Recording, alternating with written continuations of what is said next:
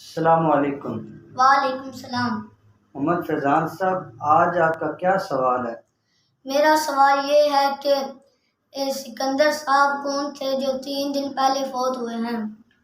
بیٹا، سکندر صاحب یہ میرے کزن اور آپ کے چاچو، یہ 3 دن جو پہلے فوت ہوئے ہیں، اللہ نے ان کو 3-4 خوبیاں عطا فرمائی ہوئی تھی۔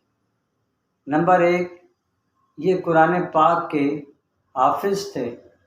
نمبر 2، یہ قرآن پاک کے قاری تھے، یعنی خوبصورت انداز میں قرآن کی تلاوت کر لیتے۔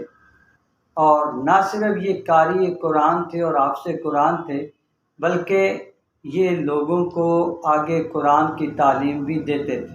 ہمارے آقا جناب محمد مصطفیٰ صلی اللہ علیہ وسلم کا ارشاد ہے، خیرکم من تعلم القرآن وعلمہ، تم میں سے بہتر ہے وہ انسان جس نے خود قرآن سیکھا اور دوسروں کو سکھایا۔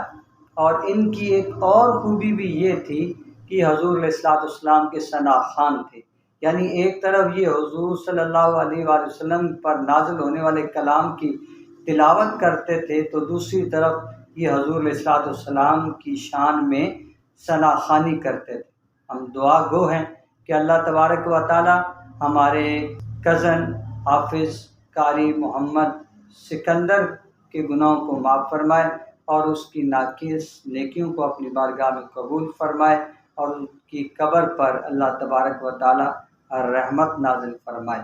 آمین بجاہ النبی کریم۔